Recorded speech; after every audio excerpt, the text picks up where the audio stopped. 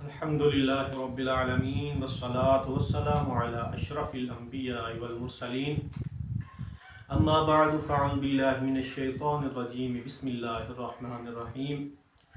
تمام تعریفیں اس خالق کائنات کے لیے ہیں کہ جس نے انسان کو احسن تقویم سے پیدا فرمایا، اور وہ رب انسان کے ہر عضو سے حساب لینے والا ہے۔ کریم رب نے ارشاد فرمایا، ان السمع والبصر والفؤاد کل اولئک کان عنہ مسئولا۔ بے شک کان، آنکھ، زبان، دل، ہر ایک سے سوال کیا جائے گا۔ جب انسان کے ہر عضو سے سوال ہوگا تو یہ انسان پر لازم ہے کہ وہ اپنے ہر عضو کی گناہوں سے حفاظت کرے تاکہ وہ آخرت میں کامیاب ہو سکے۔ کریم رب نے ارشاد فرمایا، لا خیر فی کثیر من نجواہم الا من امر بصدقۃ او معروف او اصلاح بین الناس، کہ بہت ساری پوشیدہ باتوں میں بھلائی نہیں مگر جس میں صدقہ، نیکی یا لوگوں کے درمیان اصلاح کا حکم ہو۔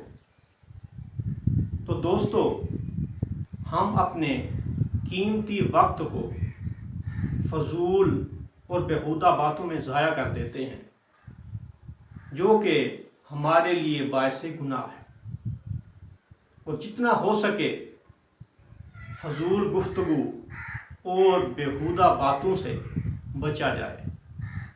کریم آقا نے ارشاد فرمایا کہ جو شخص بیہودہ باتوں سے بچ جاتا ہے تو وہ کامیاب انسان ہے، اور فرمایا بیہودہ باتوں سے بچنا یہ حسن اسلام میں سے، اور فرمایا کہ جو شخص چپ رہا، خاموش رہا، وہ کامیاب ہو گیا۔ من سکت نجا۔ اور دوسری حدیث پاک میں ارشاد فرمایا کہ مرد کا خاموشی اختیار کرنا 60 سالہ عبادت سے بہتر ہے۔ حضرت عقبہ بن عامر رضی اللہ تعالیٰ عنہ روایت کرتے ہیں، فرماتے ہیں کہ ایک مرتبہ میں نے کریم آقا سے عرض کی، یا رسول اللہ، نجات کس چیز میں ہے؟ فرمایا کہ اپنی زبان کی حفاظت کا۔ معراج کی رات کریم آقا نے ایک منظر دیکھا کہ سوئی کے ناکے میں سے ایک بیل نکلا، اور پھر وہ دوبارہ اس سوراخ میں داخل ہونے کی کوشش کرنے لگا، لیکن وہ کامیاب نہ ہو سکا۔ کریم آقا نے جبرائیل علیہ السلام سے کہا، اے جبریل، یہ منظر دکھانے کا مقصد کیا ہے؟ تو جبرائیل علیہ السلام نے عرض کی، یا رسول اللہ، یہ ان لوگوں کا حال ہے کہ جو بغیر سوچے سمجھے کسی پر بات کر دیتے ہیں، پھر وہ چاہتے ہیں کہ اسے واپس کر لیں، لیکن پھر وہ واپس نہیں ہو سکتی۔ اسی طرح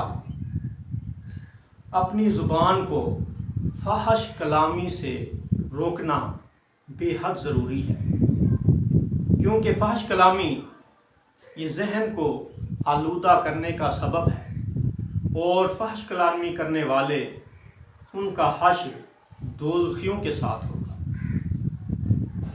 کریم آقا نے ارشاد فرمایا کہ فحش کلامی کرنے والے پر جنت حرام ہے، اور قیامت کے دن جب دوزخیوں کو دوزخ میں ڈالا جائے گا تو کچھ لوگوں کے منہ سے پلیدی نکلے گی کہ جس کی گندگی اور بدبو سے اہل دوزخ بیزار ہوں گے، پریشان ہو جائیں گے، عرض کریں گے یہ کون لوگ ہیں؟ تو کہا جائے گا کہ یہ وہ لوگ ہیں جو فحش کلام کیا کرتے تھے اور فحش کلامی کو پسند کرتے تھے۔ اور تیسری بات کہ جس سے زبان کو روکنا بے حد ضروری ہے وہ یہ کہ کسی پر لعنت نہ کی جائے، چاہے وہ جاندار ہو، غیر جاندار ہو، انسان ہو، حیوان ہو، کسی پر بھی لعنت نہ کی جائے۔ حضرت ابن عمر رضی اللہ تعالی عنہ روایت فرماتے ہیں کہ کریم آقا نے ارشاد فرمایا کہ مومن لعنت کرنے والا نہیں ہوتا، اور ملعون سے یعنی جس چیز پر لعنت کر دی جائے اس سے دور رہنے کا حکم دیا۔ ایک سفر کے دوران ایک عورت نے اونٹ پر لعنت کر دی تو کریم آقا نے اس اونٹ کو آزاد کرنے کا حکم دے دیا، فرمایا کہ یہ ملعون ہو چکا ہے اور ملعون چیز سے دور رہا جائے، یہ سب سے بہتر ہے۔ ایک عرصہ تک وہ اونٹ اسی طرح پھرتا رہا لیکن کوئی بھی اس کے قریب نہ گیا۔ اور یاد رکھیں کہ اگر کسی پر لعنت کی جائے اور وہ لعنت کا محل نہ ہو تو لعنت کرنے والے پر لعنت لوٹ کر واپس آ جاتی ہے۔ اور چوتھی چیز کہ جس سے انسان کو بچنا ضروری ہے وہ یہ ہے کہ کسی کا مذاق نہ اڑایا جائے اور کسی سے بیہودہ قسم کا مذاق نہ کیا جائے۔ کریم آقا نے ارشاد فرمایا لا یسخر قوم من قوم عسى ان یکونوا خیرا منهم، کہ بے شک کوئی قوم کسی قوم کا مذاق نہ اڑائے، ہو سکتا ہے کہ وہ لوگ ان سے بہتر ہوں۔ کریم آقا نے ارشاد فرمایا کہ قیامت کے دن ایسے لوگ کہ جو دوسروں کا مذاق اڑاتے ہیں، بیہودہ مذاق کرتے ہیں، تو ان کے لیے جنت کا دروازہ کھولا جائے گا۔ جب وہ داخل ہونے لگیں گے دروازہ بند کر دیا جائے گا، پھر وہ واپس چلے جائیں گے، پھر دوبارہ بلایا جائے گا دروازے میں، جب وہ داخل ہونے لگیں گے دروازہ پھر بند ہو جائے گا۔